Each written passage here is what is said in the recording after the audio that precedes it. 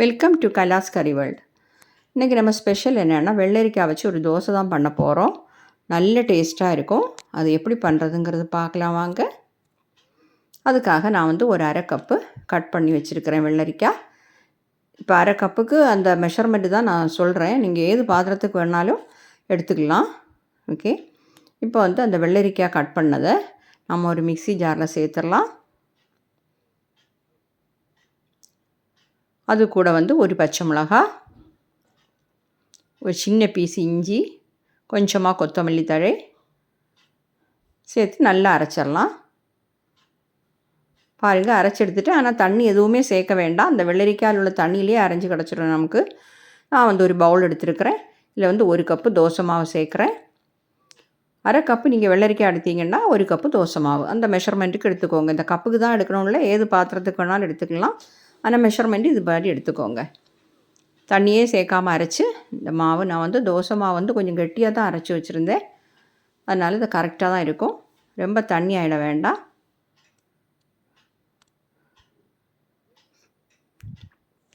அது எல்லாத்தையுமா சேர்த்து நம்ம நல்லா மிக்ஸ் பண்ணணும். இனி இதில் நாம் கொஞ்சமாக உப்பு சேர்க்கணும். தோசை மாவில் ஏற்கனவே உப்பு போட்டிருந்தீங்கன்னா வேண்டாம். இப்போ நான் இதில் உப்பு போடலை, அதனால் இந்த உப்பை சேர்த்து நல்லா மிக்ஸ் பண்ணிடுறேன். நல்ல ஹெல்த்தியான தோசை. 5 நிமிஷம் போதும். தோசை மாவு இருந்துன்னா வெரைட்டியாக நம்ம பண்ணிடலாம். இந்த வெள்ளரிக்காயெல்லாம் சாப்பிடாதவங்க, வெஜிடபிள்ஸ் எதுவுமே சாப்பிடாதவங்களுக்கெல்லாம், குழந்தைகளானாலும் பெரியவங்க ஆனாலும் இந்த மாதிரி பண்ணி கொடுக்கலாம். வெள்ளரிக்காய் நம்ம உடம்புக்கு ரொம்ப நல்லது. நம்ம உடம்புக்கு குளிர்ச்சி தரக்கூடியது வெள்ளரிக்காய். பாருங்கள், இப்போ நம்ம பேட்டர் கரெக்டாக கிடச்சிருக்கு. தோசை ஊற்றிட வேண்டியதுதான்.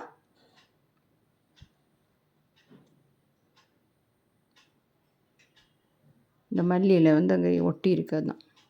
இப்போ ஒரு தோசைக்கல் நான் சூடு பண்ண வச்சுருக்கிறேன். இதில் கொஞ்சமாக ஆயில் க்ரீஸ் பண்ணி கொடுக்கலாம். நான் இந்த மாதிரி பாருங்கள், இது மாதிரி ஒன்று தான் வச்சுருக்கிறேன் இந்த ஆயில் க்ரீஸ் பண்ணுறதுக்கு. கல் நல்லா சூடாகட்டும். சூடானது நம்ம மாவை சேர்த்துடலாம். உங்களுக்கு கட்டியாக விடணுன்னா நீங்கள் ரொம்ப பரப்ப வேண்டாம், நைஸாக வேணால் நல்லா பரப்பிக்கோங்க. பார்த்திங்களா, அந்த பேட்டர் எவ்வளோ அழகாக பரத்த முடியுது. இதில் நீங்கள் விருப்பப்பட்டால் நெய்யோ எண்ணெயோ எது வேணாலும் சேர்த்துக்கலாம். நான் ஒரு 1/4 டீஸ்பூன் எண்ணெய் தான் சேர்க்குறேன். நல்லெண்ணெய் தான் நான் சேர்க்குறேன். நீங்கள் நல்ல கிறிஸ்பியாக வேணுன்னா நீங்கள் 1 டீஸ்பூன் வரைக்கும் சேர்த்துக்கலாம். வேகட்டும். ஒரு சைடு நம்ம திருப்பி போடலாம்.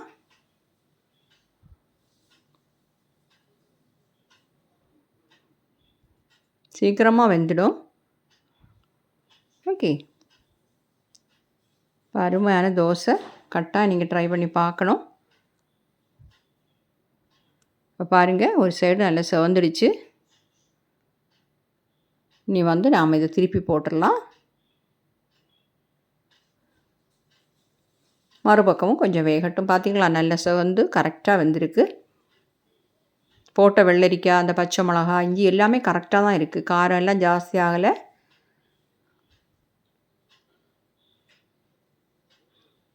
பாருங்கள், 2 சைடு வந்துடுச்சு. மடித்து எடுத்துட வேண்டியது தான். அருமையான தோசை ரெடி. நான் இது மாதிரி தான் தோசை எல்லாமே பண்ணிடுறேன்.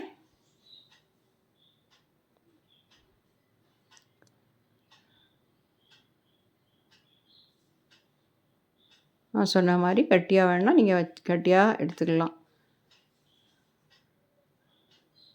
வேகட்டும்.